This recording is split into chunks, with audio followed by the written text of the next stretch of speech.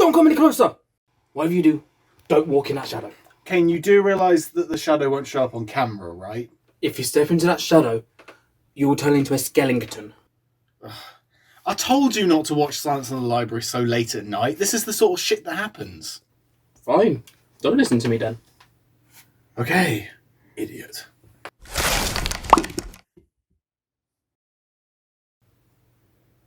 I'm sorry. I'm so sorry. I told you!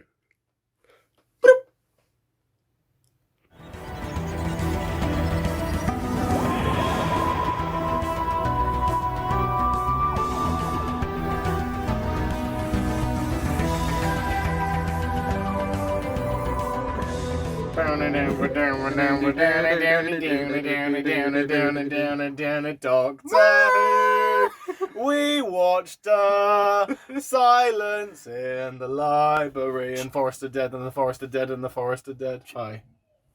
Silence in the Library. Yes, Silence in the Library, indeed. So, welcome back to the Review in Space. I'm here with this guy, and we are finally going to be reviewing another episode together. And what is the episode we're reviewing today, Kane? It's Silence in the Library and Dead of the Forest, or Forest of the Dead. This one. Yeah, we're going to be reviewing this, because it's a banger of a two-parter, and when, obviously, we were hanging out, and we were like, if we were going to review a Doctor Who episode, what one would we go for? And you went straight for this one, Kane. Why was that? Besides it being a great episode, obviously. Or is that the reason? It's just a great episode. It's got River, one of my favourite characters, actually. The first episode. Or rather, her relationship with the Doctor. And the fact is, this is the first episode. I went, oh, it's a good episode introducing a new character that we'll meet in the future. But I didn't realise how good she was in this. Not just her, just like the plot itself and the Vashta Narada being in it. How have the Vashta Narada not come back in the TV show before now, or after now? Madness. The last time I think I've actually, besides in comics, and I think there've been a couple big finishes, they've only been in that video game as well that they did with Matt Smith years ago, and that was it. They haven't done a TV episode of it since, and it's a crying shame because it is just that good of a two-parter. I guess it's probably because with David in particular, they literally looked him up and they actually backed off once they realised, oh shit, he means business. Yeah, they got scared. David Tennant is a scary doctor, but he's like, you just killed someone I like. That's not a good space to stand. No, he just said, ooh. what he said was, we said that part, but what actually... Play games with me. Well, it was the part where he went, you're in the biggest library. There's going to be books on me. All the biographies. Yeah. And as soon as they did, it went, oh. Oh, it's you. Oh, okay, yeah. Amazing. And the idea for the monster is actually excellent as well. Yes. Like, Doctor Who, especially in RTD era, has this tendency of just making anything normal, terrifying for kids. Like, being afraid of the dark, though kids are usually... This is just heightens their paranoia of the dark now. I think there's tiny little piranhas in there, ready to steal their chicken bones. And the weird part is, although it's one of my favourite episodes, somehow it's from Moffat again. We were saying this while watching it. But, I realised it after the second one. Yeah. Because I didn't see the titles properly in the first one. No, that because genuinely, Moffat's episodes are the ones where he's not trying to connect it to a big story arc. He's just doing standalone adventures. Like, technically, he did Blink, go with this. With River. He was setting up, because it was around this time where I think he was announced that he was going to be the next showrunner from RTD. Of course, so he had ideas. So he was like, okay, so now I'm going to set up stuff that I'm going to do in Series 5. So maybe this was one of those little things he wanted to set out early before Matt Smith came into his own. But no, he wrote Empty Child Doctor Dances, which is another amazing episode. Gas Mask Zombies. Really? Yeah, he wrote that one too. And then all the way back then? Blink, Ninth Doctor. And then he also wrote Girl in the Fireplace as well. And they're all really good episodes. Yeah. It's almost like Moffat is a good writer. I think he just and most of them are two-parters. They are. The only not one Blink. No, Girl in the Fireplace is a single-parter, and Blink is as well. But besides that, yeah. But the other two is really good. Yeah, really good episodes. What's wrong with you? Yeah, what's wrong with you? No, but honestly though, because once his era comes around, I mean, sure, he's written some good episodes in his own era. Amy's Choice comes to mind. 11th Hour. Pandorica Opens. Big Bang was okay. There were some shining ones in there, but it was... I guess the ratio of good for bad was a bit questionable, to be honest. I guess part of it is also... I know it's like when we'll get back to this one, but it's like with Moffat's him writing Matt and Peter, he's had to create new characters. Where David is like, oh, he is this character. Already I just have to build a story he doesn't around. he doesn't have to add this extra exposition or anything. You can just jump in and really mess around with the concepts of what he can use, which is what I was saying while watching it, is that like both parts are good of this story, but I think part one's slightly stronger because it doesn't have to bear the weight of having to explain all of the complex stories that were set up. Because it's like, oh, what is Cal? Well, that'll be explained in part 2. What about Ashton Arada? Explained in part 2. What about where did Donna go? Part 2. It's just all this stuff doesn't need to be explained until part 2. So part 1 is naturally the more exciting one because you're like, what's this about? Oh, and then, I mean, it is really, really cool the fact that this story does make sense in the end, despite it being a bit confusing. Because Moffat's notorious for writing very complex episodes that don't always make sense at the end. But this is an exception, a big exception at that. I think it was great. One thing I didn't pick up on before is just all of the cool little lines of dialogue that you don't notice beforehand. Like when they're about to read River's chapter at the end of the River's book at the end of the thing, and then they go, no, let's not. And then he walks away. I love the line that David Tennant He goes, next chapter this way. And I just like, that's a nice little line. I enjoy that. But anyway, that's a whole different thing. You were saying as well how this story kind of exemptuates every good facet about Tennant's Doctor. Like all the things he's good at is pre-packaged in this one. Yes, so it's like, and it is more word on Stephen really. It's like, because he clearly understood the character. Yeah. When going into this one, that's because he had to write "Girl in the Fireplace" before this. It's not even that. It was like again with Christopher Eccleston, both those characters were already created by already Davis, characters. who's really good at writing characters. Stephen just had to write a story based around that character, so he didn't have to go into. No, because I believe a lot of the times with Matt, he'd create a new part of his personality. Yeah, that's why Matt that was more of an issue with always change his character. Yeah, that's more of an issue with Peter, how he goes from series 8 being a grumpy old twat to then in season 9 him being like a punk rocker with sunglasses and a guitar. Yeah, but with this, it's Russell's gone. Okay, here is the character. You can't change the character. This is who he is. Okay, I'll just write the story. Yeah. Good story. Good story. Real good story, as per usual at this point. Then it comes to him and goes, okay, you have full reign. This is your character. Matt Smith do this. Matt Smith now robot. Matt Smith no die at beach. It's like, you're messing around with too much stuff. Yeah. I think... Because it's his show, isn't it, at that stage? Yeah. I think I'd rather actually have him back, not for a full series, but for episodes. Yeah, as a guest writer. I'd love him to come back, because, my God, he has a good track record for, like, standalone stories. Yes. A real good track record for that. But yeah, so the Doctor was great in this. The more times I watch Tennant nowadays, the more I'm like, he's a pretty damn good Doctor. I can't wait for him to come back. Yeah, I know, right? That's news, isn't it? And Donna as well, but they're all in different costumes, like because I forgot Donna was coming back. Yeah, and Bernard Cribbins, Grandad, Donna's granddad. Yeah, his granddad. Yeah, they're all coming back, and wasn't he already in Classico as well? He plays the policeman in one of the Peter Cushing movies. We'll have to review those someday. That would be a good thing to do at some point, but I digress. The Doctor was great. Donna was great, actually, in this one. I mean, I think Cathrine Tate is just a really talented actress. I feel like you said as well, like it's a surprisingly funny episode, but that's because Cathrine Tate is a natural comedian. It's not just that, is good writing, good dialogue. With David's series, he's always been have a funny bit, but I've always liked the relationship of Dr. Donna. Yeah. Because the other two, they were always trying to force a story of romance, and she's like... Yeah. That's it. She just kind of they've even played jokes saying, yes, you're pretty boy. Yeah, I said that too loud. Yeah, it's like, I am pretty boy, yes! Well, that came out too quick. She says, it's great, isn't it? Just little one-liners in there. It's acknowledgement. It's like, okay, yeah, we've written your character... Very sarcastically, very witty. So, the relationship's just really good between the two, and that's why I like.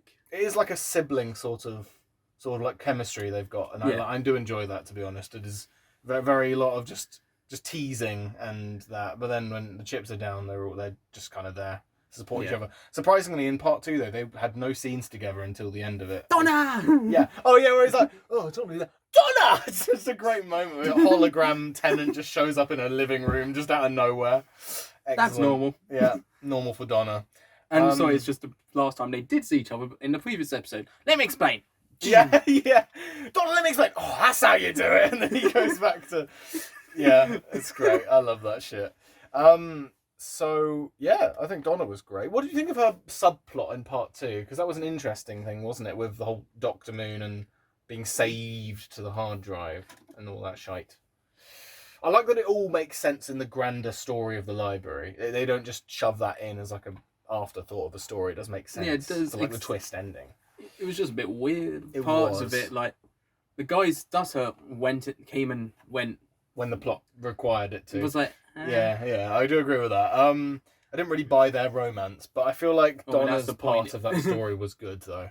I did enjoy that, and Miss Evangelista in part 2, her CGI decrepit face was whack, yo. Like that shit was just weird. It was some dumbass Snapchat filter garbage. It did not was not good. Not good CGI or not good effects at all. But it's too bad. Yeah, Doctor Who's not been known for its good effects. No, I've said this about like I'm not trying to rag on Jodie's era because I've done that enough. But it's like the era's too polished in like the sort of like quality of like effects. Part of the Doctor Who's charm is that you're meant to suspend your disbelief just enough to where you can just let the story wash over you and the effects don't have to be perfect. Which is why, like, actually, the only effects that should be are the TARDIS, and yes, they're always there good. you go. And to make it believable, because that's, like, the hub of every episode, really, or is it's because I saw the vessel. I saw a few clips, and it pointed out recently. One of the video clips I saw recently was the one with the Satan character of Rose Tyler. Yes, that was the Satan Pit. Satan Pit and the Impossible Planet. It was with the Ood, wasn't it? That one. Yes. Yeah. That was a good one. When I saw the ship trying to go away while the Doctor's arguing with Satan. Yeah. The ship just was casually. like the ship looked really bad CGI, and it pointed out TARDIS is all the budget goes to the TARDIS. It does, and it should. It really should, because that space shuttle was just an afterthought in the production, and it should have been, because that's not the main centerpiece of the story. Yeah. And you can definitely tell the CGI went towards the TARDIS and Satan in that story, which is not the episode we're reviewing, but yeah, all the same, I get what you mean. Yeah. But back to this one. But yeah, what do you think of like the Vashta Nerada as a concept? How do you think it was introduced and all that shite? I said with Stephen, he's not good at writing characters, but he's good at writing enemies. Weeping angels, clockwork robots, gas mask zombies. He writes good monsters. It's just don't give him enough power to keep making those characters. What in particular, an angel. I'd make weeping angel. No, the 10th one you've done, mate. No, the better example is the silence. It's a great concept where they look fucking terrifying, and the idea of you not remembering seeing them when you turn your back is great. But then he just molds them into being part of this church religion mainframe at the end of Matt Smith's era, and he kind of ruins them. You know what I mean? It's just like that. It's like he takes a great concept and he kind of just waters it down until there's not much left, really, of what was cool about them in the first place. Which might be why it's better the Vashta Nerada didn't come back. Who knows? Yeah, as I said, that's one thing is like... Also, as I said, it's... Story-wise, it makes sense. Them not really coming back. Yeah, maybe they only... Yeah, because he's also said that the Vashta Nerada live on every planet where there's meat. So they could come back anytime, but maybe they don't come back in as big of a force as they would in literal a planet of trees, as it were, because it is a library and that's where the majority of their species came from, maybe, was that planet before it got converted into a library. Yeah, like maybe that's like they said, no, we didn't come here. We come from here, yeah, we come from here. So that's like the main population of this species, just that clumps of them do exist on other planets like Earth and that. Yeah. I do like that little detail where it's like, oh, they're a Vashta Nerada on Earth. Yeah, wouldn't we know about them? It's like, well, no, they mostly just live on roadkill, but now and again, the person doesn't come back from the darkness, and it's like, ooh, creepy. But I enjoy that, which leaves the door open for any Big Finish audio dramas to bring them back. Or it's good for that. Obviously, they still exist in the wider canon of Doctor Who. But I do like these sort of one-off monsters. RTD era is really good with that, because in the literal next episode from this one, chronologically, was Midnight, where you have a whole monster that you don't see, but you just have someone imitating you, and you're meant to believe that, oh, that monster's like possessed them or something. The whole concept of monsters were really, really creative, like ideas for them, I guess, is what I'm trying to say. But interesting. So one of the times tell, don't show actually works. Yeah, especially when it's with like, it's an Weeping invisible Angels monster. and Vashna Narada. It's great because it's visual storytelling at its finest, really. It's more implications or implying. Yeah, and the whole like idea of the skeleton suits is kind of cool as well. It's kind of a visual like threat to kind of personify the Vashna Narada rather than them just being shadows the whole time, because that could get repetitive very easily. Whereas having them like inhabit a suit, a dead corpse, kind of just add an extra bit of body horror to it. In relation to that, I like the fact is the Doctor just admitted at one point when she went, "Hang on," the one he turned the visor off. Yeah. She went, "Why haven't I been taken yet?" And he went, "I don't know. Maybe because your visor's off." Yeah. He didn't have an explanation. It's like, and he's just making it up as he went along. With David's everyone, he's the most he's been shown as the most realistic probably. He's as the trying later his ones, best, but he doesn't know everything. Yeah, the later ones are always know-it-alls, and they always eventually work it out. It's always like, Stephen Moffat's doctors that do that. It's definitely that. Yeah. David just yeah. So what do you think of like the side cast, like all of the supporting character? No, River Song first. River Song first, actually. I've been waiting for this part. Yeah. She's quite good. I was a bit of a grumpy crumpus and criticised Nuhu a lot a couple years ago, and I did not like River Song that much. Now, she's alright. I like her actress, that's for fucking sure. She's really talented. Really good actress, and I pointed this out in the first thing as soon as I saw her facial expressions after meeting the Doctor, it shows like, hang on, this character obviously doesn't know her yet. No, as in like River's character, right? Yeah, is very got a lot of history. Has a lot of history, but the actress doesn't. And the fact is, she somehow portrayed that. Yeah, it was her first ever performance in the role, and yet it feels like this is her 100th rodeo in this fucking show or whatever, and it's like really good at selling that. Definitely, it definitely does feel like there's a lot of weight behind her death, despite this being her first episode chronologically in the show. Yeah, I spent a lot of time looking at the background on the little bits in this, specifically on River's reactions to stuff. Yes, and she was like, even in the background, even when her shot, even if it's not her scene, you can just see her loiter in the background, just reacting to things that the Doctor says to someone else, maybe, or. Yeah, it is really great. Actually, before she even got to say anything, how he first commanded everyone around, she's like, her facial expressions there, it's like, oh, this is the type of Doctor you are. The bit that made me laugh is just the bit where she goes, "Hello, sweetie," and David then just goes, "Get out." Hello, sweetie. Get out. Just straight away. That bit had me busting out laughing there, but all the same, she just definitely feels like she knows the Doctor inside out, and it almost comes as a shock where she's like, "Oh shit, this is probably my last time I'll ever see him, because this is his first time, he ever saw me." Yeah. But honestly, it is just so good. I just think that like it definitely does feel like she just knows the character despite this being her first time doing it. It is honestly great. As for like the side cast, some of them are good. Some of them definitely just sell their likableness, but there was a twat called Lux. Mr. Lux or whatever. Dr. Lux. Honestly, such a twat. I do not care for him at all. He is just an utter... I don't like him. He's really annoying. And every time that I see him in the background, he's just moody. He's just grumpy. He's like, he's just side-eyeing the Doctor all the time. It's not necessary. Plus, he doesn't tell them the vital detail that Cal is his auntie. If you notice... Something like that. That's like the twist with him. Anyway. Yeah. That bit is... It makes sense why he didn't tell. Yeah, but the Doctor have to be such a grumpy cunt about it. Yeah, I'm getting to that. He's so annoying. I'm getting to that. Yeah, the Doctor forgave him. It's like, I understand why you kept it, but as soon as that bit, his character changed entirely. It's like, yeah, I didn't like that about him. It's like his character changed entirely. It's like if he was like worried about something he was getting out and portraying it like more like that, but this one he was like, I'm grumpy. The whole fucking time. I'm only grumpy because this is because of this little girl. Yeah, no, shut up. He's been annoying the whole fucking time, and I hate him. He's actually really infuriating, and he shouldn't have been that annoying as a character. But yeah, I just don't love it. I just don't love it at all. But I can't remember any. Dave, another Dave, Miss Evangelista. There was only one. Anita. She was quite likable. I liked her, to be honest. So did Doctor. I liked Anita, and you ate her.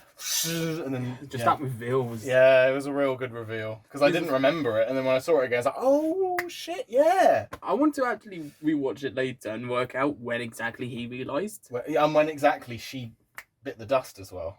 If there was a moment where that happened on the screen that we didn't notice. But it is really cool. I think this episode does have a lot of hidden layers to it that you do need to rewatch it for. It's very rewarding. Burst into laughter once you realised Dave was in the background.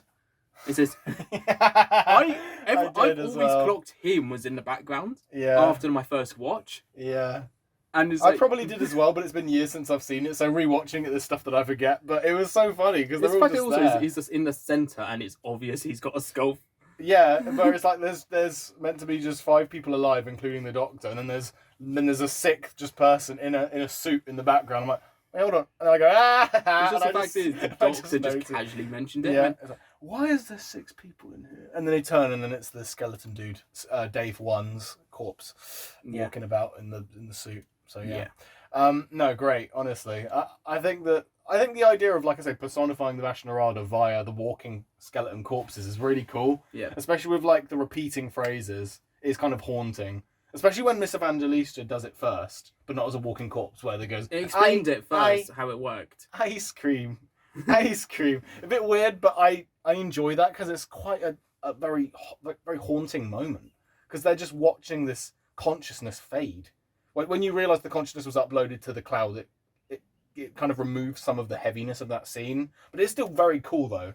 It's still a cool scene, well shot, well acted, really, really good. A good use of Chekhov's gun, really. It's like it's showing what this is used for. Yeah. And putting that and then showing the plot. Oh, you turn out the lights, you hear that fucking phrase 100 times in this story. But it makes sense to, because it makes sense like the relay, is that what they call it? Where it's like, they upload the consciousness to their suits.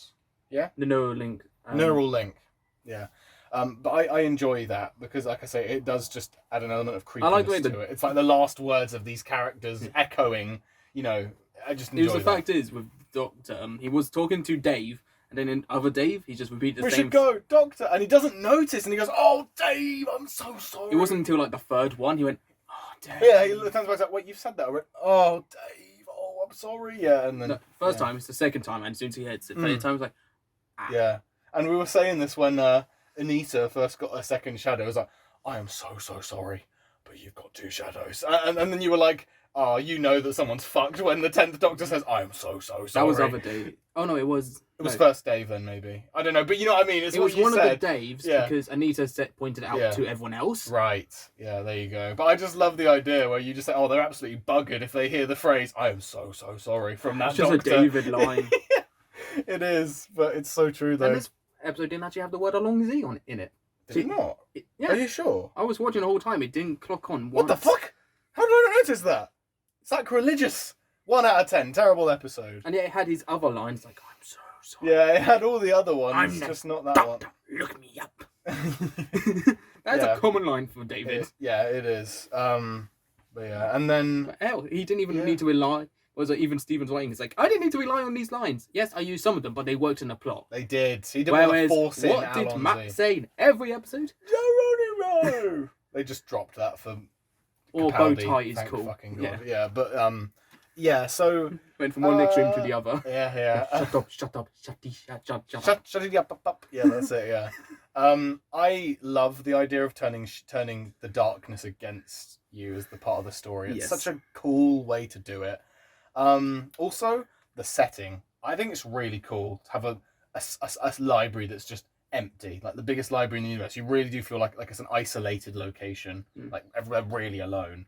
And you pointed out a plot hole, which I can't completely debunk your plot hole, but I can kind of like sidestep it being as not of a strenuous of like a glaring annoyance of an issue. I can't recall. But it was the one where it's like, so if the Vashnarada do kill off people, where are all of the walking corpses that didn't get downloaded to the mainframe? Well, not the walking corpses. Well, you know what I mean. Just the corpses. Walking. Where are the corpses in the library? Now, there are a lot of different ways. There were 2 ways I could have debunked the fact that, so it happened 100 years ago when the Vashnarada invaded, and not all of the people escaped via teleporter. Some of them got nom-nommed before they got downloaded. So, 100 years later, maybe they just...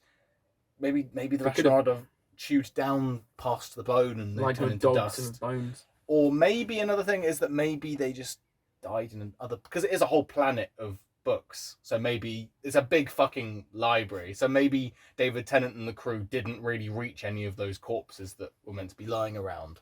That's my way of kind of pushing that little plot hole to the back of the room where no one can see it, because it doesn't really annoy me. It is kind of a little like, oh wait, hold on, yeah, it's that sort of an issue.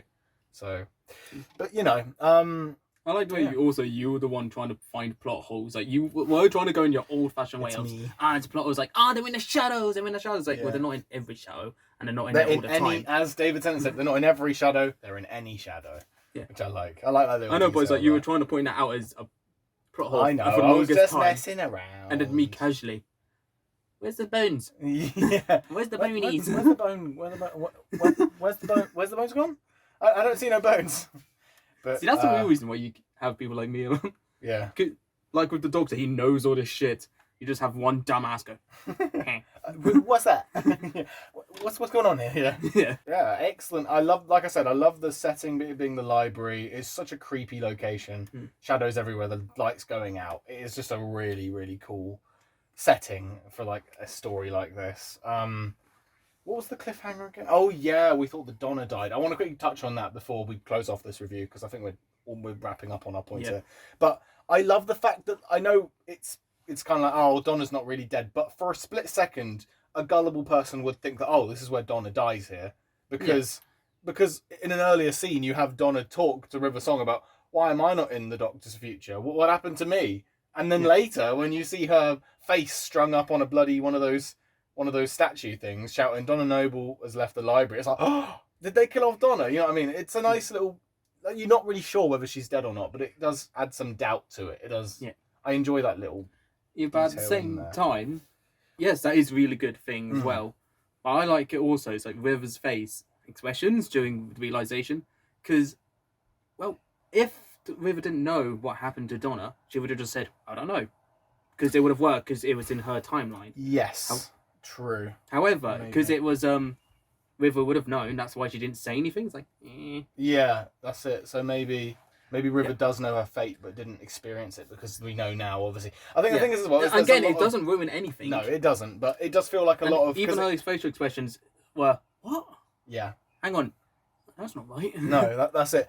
This story does a lot of guessing as to like what the future of River's thing will be. Like, there's a lot of just, for example, her whispering his name in his ear. That doesn't really amount to anything in Matt's era or Capaldi. Again, I'm just finding it funny. Yeah, you said this as well, because the only time that Matt Smith whispers in her ear, he says, "Look into my eye." So you just made the joke where it's like, "I'm going to tell you your name, Doctor," and then she just goes, "Look into my eyes." Like, and David Tennant just goes, "What the fuck are you on about, you stupid cow?" And it's just like, I would have loved that if that's what happened, but that's the best that we could come up with as to what she whispered in his ear if it wasn't his name. So,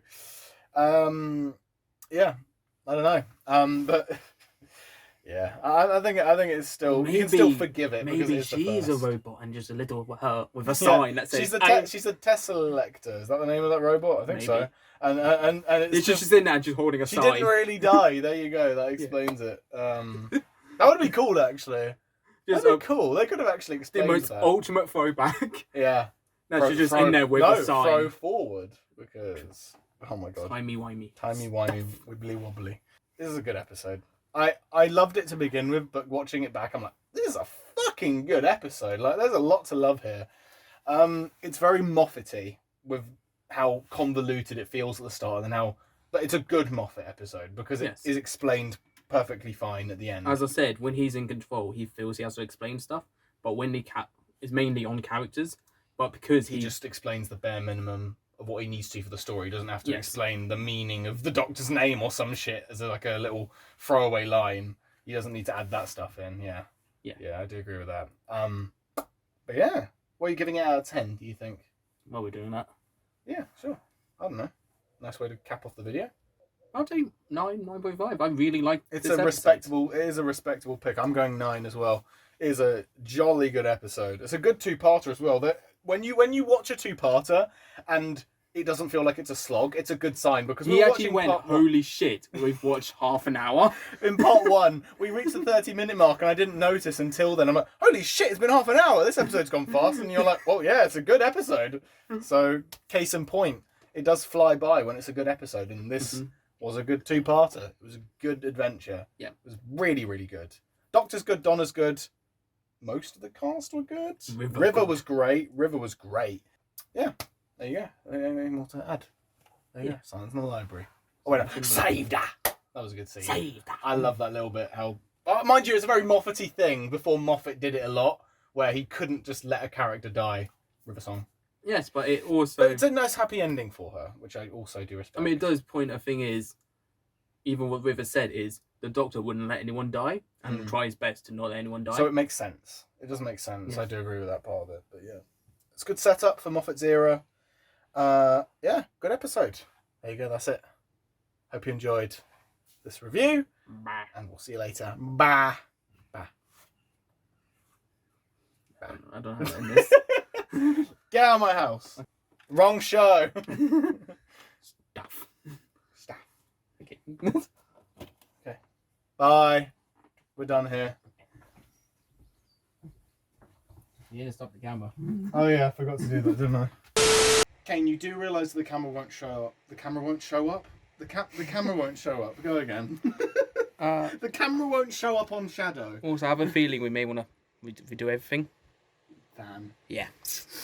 Bollocks! You're recording, aren't you? Yep. Oh, poo. Don't come any closer. Look here. This is where I am. This is the sort of shit that happens. Stop pulling faces at me behind the camera. I nearly fucking broke. Honestly. What I might do as well is just do like a popping sound. And you go, and then the skull will just... Alright, go. Don't do the noise. Don't do the noise. Nope. No. Nope. What if I just roll it? Nope. It's the camera. Nope.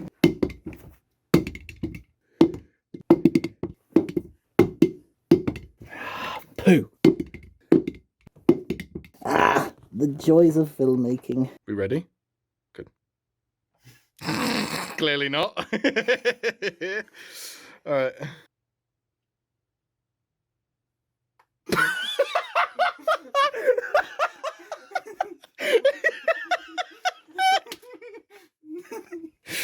Let's go for another take. What the fuck? That's great.